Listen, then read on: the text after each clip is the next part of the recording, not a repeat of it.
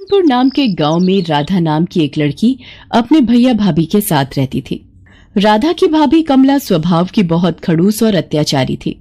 वो चाहती थी कि राधा की शादी किसी भी ऐरे गहरे से हो जाए, तो शादी का खर्चा करने से वो और राधा का भाई दोनों बच जाएंगे। इसलिए वो राधा के लिए रिश्ता ढूंढती रहती थी। एक दिन कमला बाजार जा रही थी। रास्ते में उसने देखा एक बहुत ही मजबूर और गरीब भिखारी लड़का अपनी बूढ़ी माँ की दवाई के लिए लोगों से भीख मांग रहा था। वो कमला के पास आता है और उससे कुछ पैसों की मदद मांगता है। मेरी मदद करो, मेरी माँ बहुत बीमार है और मेरे पास उनके इलाज के लिए बिल्कुल भी पैसे नहीं है। मैंने बहुत लोगों से काम मांगा पर कोई भी मुझे काम नहीं देता। मेरी मदद कर दो, आपकी बहुत मेहरबानी होगी। ये भिखारी लड़का मेरे बहुत काम का है। अगर मैं इस भिखारी से राधा की शादी कर दूं, तो हम उस आफत से छुटकारा पा लेंगे और हमें 1 रुपया भी राधा की शादी में लगाना नहीं पड़ेगा और हमारे सिर से बला टल जाएगी। फिर हम पति पत्नी आराम से रह सकेंगे। मैं तुम्हें पैसे दे सकती हूँ, पर तुम्हें मेरे लिए काम करना होगा। आप जो कहोगे मैं करूँगा, पर इस वक्त मेरी माँ के इलाज के लिए मुझे पैसे दे दो। कमला उस लड़के को कुछ पैसे दे देती है और घर आ जाती है। अगले दिन राधा का भाई योगेश काम पर जा रहा था। तभी वो योगेश से बोली, योगेश, मैंने अपनी राधा के लिए एक बहुत ही अच्छे लड़के का रिश्ता देखा है। अगर तुम हाँ कहो तो मैं उस लड़के को आज ही घर पर बुला लेती हूँ। पर कमला, लड़का कैसा है, क्या करता है, कैसा खानदान है? हमें ये सब भी तो देखना पड़ेगा कि नहीं? बस आ गई ना वही बात तुम्हारे दिमाग में। तुम तो सोचते हो कि मैं कमला की भाभी हूँ। माँ होती तो वो उसके लिए अच्छा रिश्ता ढूंढ कर लाती। रहने दो, तुम तो मुझे अपना समझते ही नहीं हो। भला मैं अपनी राधा के लिए कोई गलत रिश्ता ढूंढ कर थोड़ी ना लाऊंगी। नहीं नहीं, मेरा मतलब वो नहीं था। अच्छा ठीक है, शाम को तुम लड़के को घर पर बुला लो, मैं जल्दी घर आ जाऊंगा। है कमला जिस लड़के को घर पर बुलाती है वो कोई और नहीं बल्कि वही भिखारी लड़का था जिसकी मदद उसने बाजार में की थी। उस लड़के का नाम सोहन था। ये सारी युक्ति कमला की ही थी। उसने सोहन को अच्छे कपड़े खरीदने के लिए पैसे दे दिए थे ताकि वो देखने में अच्छे खानदान का लगे। सोहन तैयार होकर घर आ जाता है। सोहन की मजबूरी ये थी कि वो एक गरीब भिखारी था और कमला ने उसकी माँ के इलाज के बदले में जो शर्त रखी थी वो उसे मजबूरी में माननी पड़ी। सोहन की दूसरे शहर में एक बहुत बड़ी पोस्ट पर नौकरी लगी है। सोहन, पगार कितनी दे रहे हैं? जी वो 50। हाँ, मुझे याद आ गया। तुम्हारी माताजी से मेरी बात हुई थी। 50,000 रुपए। बहुत बढ़िया। तो कब जाना है तुम्हें? अगले हफ्ते निकलना होगा और माँ की तबीयत ठीक नहीं रहती, इसलिए माँ को भी साथ ही ले जाऊंगा और अब से वहीं रहेंगे। मैं चाहता था कि शादी अगले 2 दिनों में ही हो जाए और मुझे दहेज में कुछ भी नहीं चाहिए। तुम्हारे उच्च विचार देखकर मैं बहुत खुश हूँ सोहन बेटा, पर इतनी जल्दी हम कुछ तो तैयारी करना ही चाहेंगे। राधा मेरी इकलौती बहन है। अरे आप भी कैसी बातें करते हो? हम भी बेटा दहेज लेने और देने के बिल्कुल खिलाफ हैं। शादी अगले 2 दिन बाद ही होगी। कमला ने सोहन को सब कुछ समझा बुझा दिया था। बेचारा सोहन, उसे झूठ बोलना पड़ रहा था। योगेश भी उनकी बातों में आ गया और राधा की शादी सोहन के साथ हो जाती है। थोड़े बहुत कपड़े और सामान लेकर राधा अपने मायके से विदा हो जाती है। पर शादी के बाद सोहन राधा से कुछ भी नहीं छुपाता।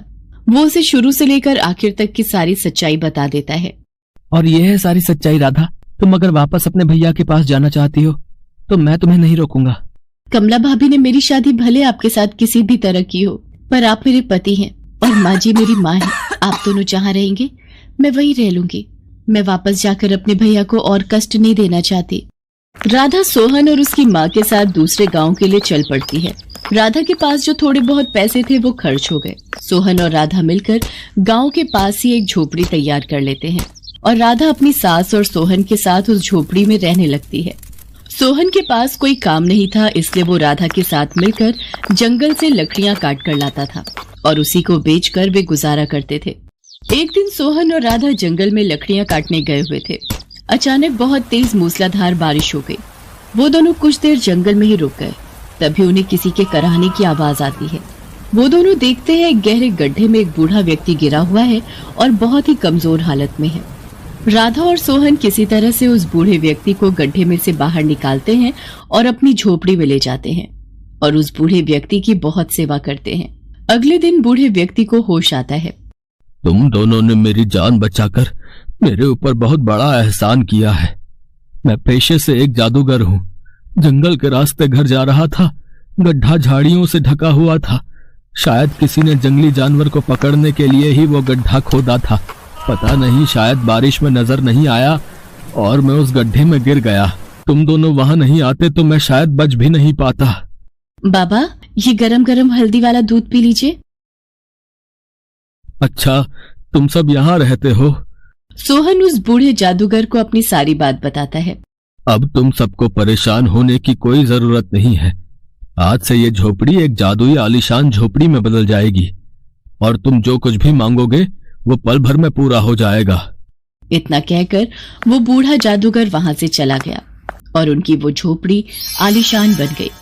अब राधा, सोहन और उसकी माँ आराम से उस आलीशान झोपड़ी में रहने लगे। उनके पास किसी भी चीज की कोई कमी नहीं थी। राधा, सचमुच तुम हमारे लिए लक्ष्मी रूप में आई हो। तुम्हारे आते ही हमारे सारे दुख दूर हो गए। माँ जी, मैं चाहती हूँ मैं कुछ दिनों के लिए भैया भाभी से मिल आऊं। हाँ हाँ, सोहन तुम्हें तुम्हारे मायके जरूर ले जाएगा। राधा बहुत सारे उपहार और मिठाइयाँ लेकर अपने भैया भाभी से मिलने जाती है। योगेश अपनी बहन राधा को देखकर बहुत खुश था, पर कमला की तबीयत बहुत दिनों से खराब थी। शायद उसने जो गलतियां की थी उनकी वो सजा भुगत रही थी। राधा, मैंने तुम्हारे भैया को सारी सच्चाई बता दी है। पता नहीं कैसी बीमारी लगी है कि ठीक होने में ही नहीं आ रही। मुझे माफ कर दो राधा। भाभी, ऐसा न कहो, आप बिल्कुल ठीक हो जाओगे। राधा वापस अपने घर जाती है।